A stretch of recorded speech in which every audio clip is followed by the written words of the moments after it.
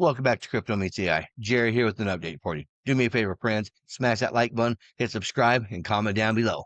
Now let's get into it. Remember, R3 Corda plus XRP as a liquid asset will be a high probability for the DTCC infrastructure. And do not forget, there are patents within the DTCC infrastructure that specifically name XRP and XLM. And to clear up any rumors out there, Ripple, we've been aligned with ISO 20022 from day one, and we're among the first to adopt it. Ever heard of first mover advantage? It means leading the way while others play catch up. So the next time someone says Ripple has nothing to do with ISO 20022, send them this. The facts speak for themselves. Ripple, ISO 20022 since 2004. Really different around the world. So if you're using the SWIFT system or TIPS in Europe or Fed in US, you follow a different protocol. In addition, the data that you can transfer, the richness of that data is really limited. So what you get is a bunch of closed networks that don't speak to each other and unstructured data that's opaque. So there's a lot of manual intervention and ultimately a really poor payment experience. With ISO 20022, these problems will be solved. So ISO 20022 is a global standard for financial information exchange. This enables interoperability between different systems, straight-through processing of payments, and rich data transfer. And it'll also foster competition because it's open and flexible. At Ripple, we've been aligned with ISO 20022 from day one. We've always recognized that this is the direction of payments and it'll be better for everyone. And we were really a first mover on that front. We've also joined the standard body to help contribute to how payments will shape in the future. Going back to your point around security, Ripple's also really committed to the highest standards in safety, privacy, and security. And a testament to this is that we have our SOC 2 certification. For those not very familiar with SOC 2 reports give really valuable information about an organization's security capabilities. So each of their customers and users can have confidence in that service, which means that anyone using Ripple's solution knows that we adhere to the most modern security and privacy standards. And in line with that, we've also received our SOC 2 Type 2 report. So not only do we have the policies and processes in place around various criteria related to security, availability, and the integrity of the system, but also that we've been doing so consistently for a period of time. This is the reason I firmly believe that Ripple is a government agency.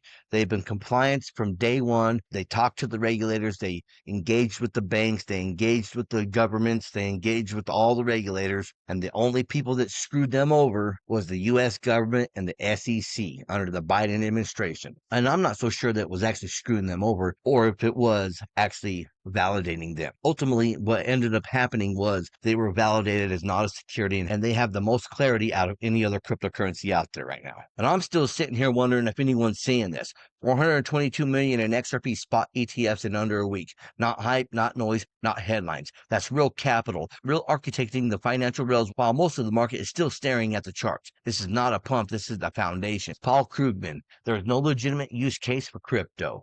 And this is the same guy that once predicted the internet's impact on the economy would be no greater than the fax machine. We see how that turned out, didn't we? I pretty much can see how this is going to go, and I just believe this is an old man that doesn't see the future. There is essentially no legitimate use for crypto, and nobody's using it for anything legitimate.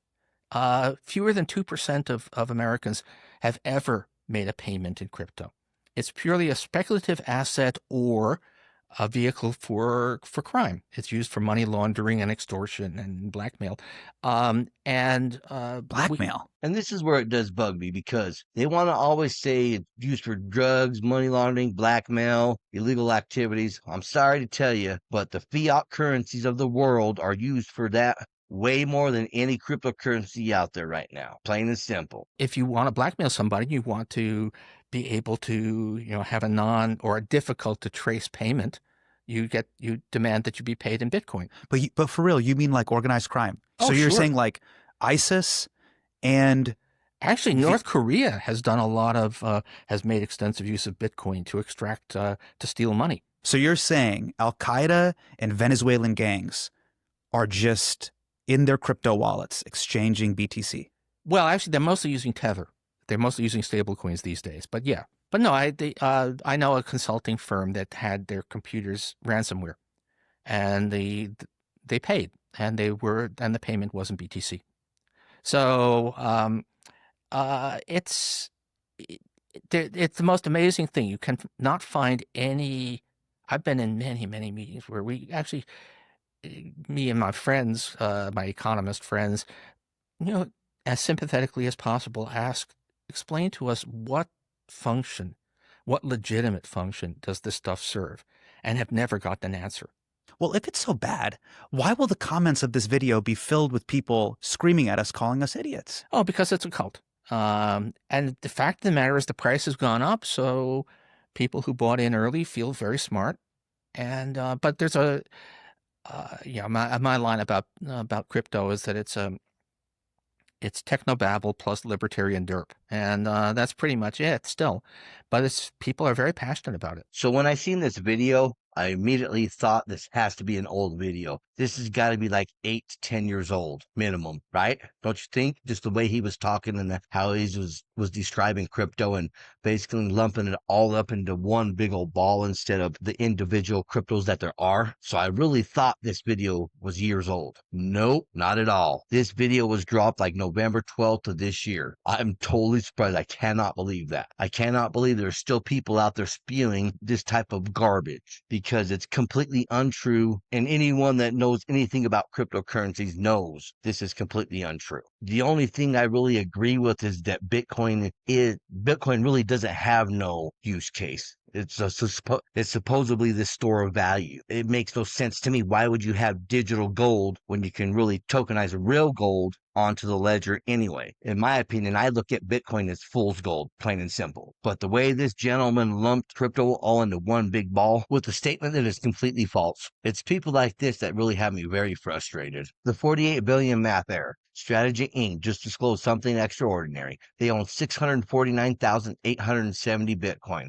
That is 3.26% of every Bitcoin that will ever exist. The cost, $48.37 billion. They also disclosed the numbers that prove this cannot survive the next 90 days. Here's the accounting reality they published, but nobody is reading correctly. Strategy has $54 million in cash. They owe $700 million per year in preferred stock dividends. Their software business generates negative cash flow. To pay dividends, they must raise $700 million in new capital every single year before buying a single additional Bitcoin. They raised $19.5 billion in the first 9 months of 2025. That money did not go to new Bitcoin purchases. It went to service the debt from previous capital raises. This is a Ponzi finance by definition, borrowing to pay the interest on prior borrowing. The machine only worked because their stock traded above the value of the underlying Bitcoin. When shares traded 2 times the net asset value, issuing equity now dilutes shareholders. The recursive accumulation loop stopped functioning. The preferred stock makes it worse. STRC started at 9% dividend rate in July. Management raised it to 10.5% by November. Every time the stock falls below $100, they increase the dividend to attract buyers. There is no ceiling. If confidence breaks, the dividend spirals until they cannot pay without selling Bitcoin. Selling Bitcoin destroys the thesis that justified the accumulation. January 15th, 2026 is the date that decides everything.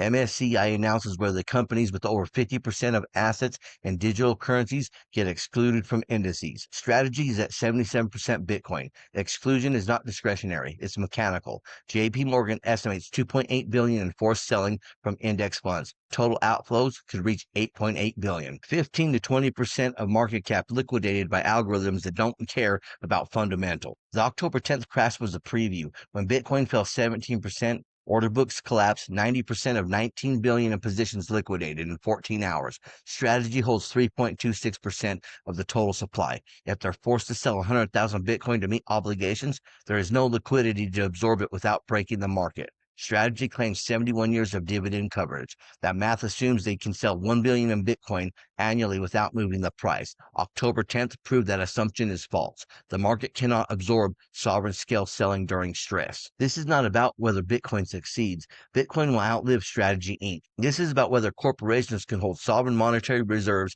using quarterly refinance and monthly dividend obligations. Sovereigns operate in infinite time horizons. Corporations operate in 90-day cycles. By March of 2026, the market delivers its verdict. Either Strategy restructures, shrinks, and survives diminished, or the entire corporate Bitcoin treasury model ends as a failed experiment. The timeline is exact. The mechanics are observable. The resolution is unavoidable. What happens in the next 90 days will define corporate finance and monetary competition for the next 50 years. The numbers are already published. The outcome is already determined. Only the recognition remains. Well, that's what I have for you, folks. Until next time, stay savvy, stay stacking, and I'll catch you in the next one. If you enjoyed this, smash that like button, hit subscribe, and comment down below. And if you want more crypto deep dives, check out our videos right here on Crypto Meets AI. Thank you for watching. Remember to always do your own research. This is not financial advice.